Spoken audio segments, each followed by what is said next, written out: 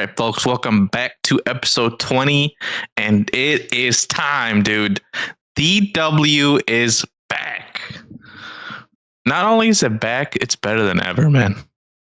Is it? All the preseason games, you can watch them in the app. That First is time. nice, though. That's convenient. That's super convenient. For free. Except the Caitlyn one, you have to have ESPN, but you know. Other than that, yeah, it's back, dude. We're officially in the fucking W season. So, are we gonna talk about the elephant in the room? The fake Indiana Fever fans. Go ahead, man. What happened? What happened with? I think they were supposed to be 1,400 tickets sold or 14,000 tickets sold, and that game didn't look like they had maybe 7,000 people. Are you talking about the one at Gamebridge? Yep. So they sold. So the capacity at Gamebridge is 18,000. Mm-hmm. They sold 12,000 tickets. Didn't look like 12,000 was there. I think there's some not real Fever fans. I was there, dude. Yeah. You know, hey, you supported. All I'm saying is maybe the internet's right. Maybe these people. You're right, dude. Are fake fans. If Angel Reese was at Indiana, it would have been sold out. Would have 100%. Just like she sold out her LSU college. That thing was sold out, dude. Was it? No. Because they had two LSU people that played. They did. HVL was there. And, or HLV. Yeah. I think that's kind of crazy, though. Like, I just don't get it. I mean, because the buzz of her online, and she does very well on like IG and stuff like that. Like, she has a lot of following, but she just does not move the needle like when it comes to in-game audience, and it's crazy because I couldn't believe how like poorly the crowd size was. Yeah, it did kind of surprise me because it's like your favorite college player is coming back to their campus, right? You think people would be excited and, buy it out, but I mean, she won a national championship there. Like, as much as, and this has nothing to even do with like the pro side of it. Like, as purely college stuff. Yeah, she was dominant when she went there. Mm-hmm. And like, it's not like they're that far removed from the national championship. It was a couple of years ago. Nope. And then, I don't know. I thought that was weird. And I don't even think the Brazil game, or is that the one that was at LSU, the Brazil game, right? Yeah. Brazil played at LSU and Iowa. Okay. But yeah, like, because even there are other games, even with which she went like 15-10, so she had a good game. But it's just like not moving the needle. Like, yeah, I think it's just. I mean, people are fans, but then like they're not putting their money where their mouth is, and going to like these preseason games. I know it's like preseason, so maybe they're like, "Oh, I don't care, like whatever. I can go see her at Chicago." Yeah, that was my thing too with like the first like game for the Mystics. But like, I do think if Caitlyn was there, like I think people legitimately bought tickets and then she wasn't playing and didn't go. Like, because the thing is they didn't legitimately know she wasn't playing until like literally probably an hour before the game. She was never playing. I think most people that like didn't go were just like, yeah. It was because it was a back-to-back, which I also think was kind of silly for them. Like, why have this game knowing, like, because it's preseason, and with all we already had there's a lot of injuries already in camp. Why would you give them back-to-back? I got the list here, dude. I got the list that you're adding to. So Jaime is saying that there's going to be more torn ACLs this season. So, just, if you got a favorite player, do a little the thing in Sinners where she did like a little bag, do that too, so that you protect your favorite player. Because Jaime is predicting these ACLs like crazy. The thing though is for the turnaround time for the college players is terrible. First of all, then this is going to be the longest season they've ever had. So there's extra games. My thinking is they're college players. Shouldn't their ACLs be warm or like ready to go? Like, I mean, it's athletes in general though. Like even like with like Katie Lou Samuelson, she was playing it unrivaled. Like, so what? Like, Well, I mean, it's just so. we can't really. I don't think we can really strengthen the tendons. I think that's the issue. Mhm. I think everything in modern, especially in modern like athletes, everything around us is so strong. Those little tiny tendons inside, I don't think we're really doing much to them. And I just think it's just the muscles around them getting stronger. The more impact, the athletes are more athletic. They're more agile. Mhm. They're stronger than they've ever been.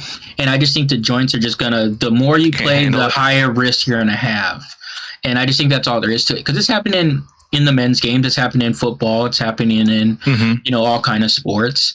And I just think the longer season adding to it, and then them having more back to backs. Like I don't know how the schedule is going to be, but I'm assuming you're going to have more games closer together because there's Yeah, more probably. games added, and then the playoffs is going to be interesting. And it's like any sport, the team that can stay the healthiest is going to have the best shot to win. Like teams that are going to need to have depth this year, Yeah. because it just seems like there's like just a lot of injuries, and it's just those knees. Because of you, dude. You're doing it, man. You gotta know. So let me do the rundown. So today, or right now, Connecticut is playing Seattle. Connecticut does not look like themselves, obviously, because they lost all their starters. Marina's out because of her back, so like you can't even see her. Diamond DeShield is out for Connecticut as well. Then the rookie that they got, Sanaya Rivers, she's out. Dallas Wings, you got Tyesha Harris and Louisa G out. Then Las Vegas Eagles, you got Dana Evans, Megan Gustafson, and Cheyenne Parker Tyus out. LA, you got Brink out. Lynx, you got Aubrey Griffin and Jessica Shepard out. Liberty, you got Bettinen, Lainey Hamilton's out. Brianna Stewart's day to day. Raquel Carrera's out. Saya Richard is out. And Rebecca Gardner's out. Storm, you got the number 2 draft pick, Dominique Malungo. She's out. Ezzy Magnabor, she's out. Gabby Williams out. Katie Lou out. Mystics, you got Shakira Austin. And then obviously their number 3 pick, Georgia Moore. So the 3rd pick, but she went number 6. Yeah. Yeah, Georgia Moore, and then Aaliyah Edwards is also out. Yeah. So like, what are you doing, Jaime? You're making these injuries happen, man. And then and we even talking about Paige, dude. Dude, Paige got the weakest. I'm scared. Dude, I can't help it, dude. I can't help it, dude.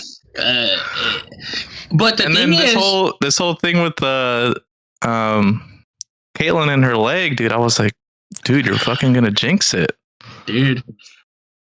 Although she was on the bike when they got the first time she got onto the bike, so she said she would keep warm. I don't think she was actually hurt. I think it's legitimately. I think so. I think sometimes they just do that. They put people on injury report and it's fake. I mean, she was celebrating that overtime, going into overtime like crazy. She was like jumping up and down, and people are like, "What's up with that leg?" Yeah. My thing is like it's a bad look if because the NBA is trying to fix that problem, like the resting of players for no apparent reason. So like the WNBA is not going to start doing that. Like it's just a bad look because the thing is, man, I spent all this money. I only may go to 1 game a year to see the stars, and now they're not playing just cause. So like a lot of people put them on the injury list to like say, oh no. The people next to me were a little salty. And I don't blame people. Playing. Yeah, because like that might be the only game they could go to all year because a lot of those games for the Fever are not that affordable for like families, especially. Mm-hmm. And it's crazy because it's the first time she hasn't played a game in 6 years. So like, yeah. But my thing is, she always wants to play, right? But I feel like she wants to sit out just to sit out. I don't know. No, it's not her decision whatsoever, though. It is the front office that is like making this decision. It's not the coach. It's probably the owner of the team, to be honest, or the general manager, because you have to take the player out of the situation because Caitlin was never going to take herself out of the game. It's not Caitlin choosing not to play. It's the organization because they know she is the breadwinner of not only the Fever, but the league. So anybody that is in a position of power up there was probably like, hey, we have the game tomorrow already. They have the extra game. Like, We don't want her playing back to back this early in the season because like those first few matchups are big too. Like imagine if she misses the Chicago game. Like it's true. They're playing at millions of dollars right there. And all these games they're playing on the road are they up the stadiums. So they would lose so much money if she gets hurt. So they're just trying to protect her and from herself because she 100% would have played. She'd play every minute if she could. Yeah. Like so, and then I agree. You're right. It probably is something up top. Yeah, because I don't even think it's Stephanie White. I think Stephanie White wants her to at least get some reps in. Mm-hmm. Yeah, because I think Steph has been saying, the team looks good, but there's still some rust to get off. It's a brand new team. They got to figure it out. Yeah, they need to do some gelling. Howard, I saw a little bit of her. Defense looks like okay. Offensively, I'm not really seeing it. Sophie's looking like she's going to be the best bench player in the league. Lexi was a little spotty the first game, but she hit her shots this game. But I think Lexi's defense was off. She's full court pickup. Like Lexi's a dog. So she's a 3-and-D type player. Like, and you need those. Championship teams always have good 3-and-D players, where it's like you got to play defense on the other side. And you got to hit those corner threes. But yeah, but especially like if there's games where CeCe's not there, Lexi has to hit those shots. Like she just has to. I do. I tell you what, who surprised me for the Mystics, their rookie Citron, bro. She was pro ready.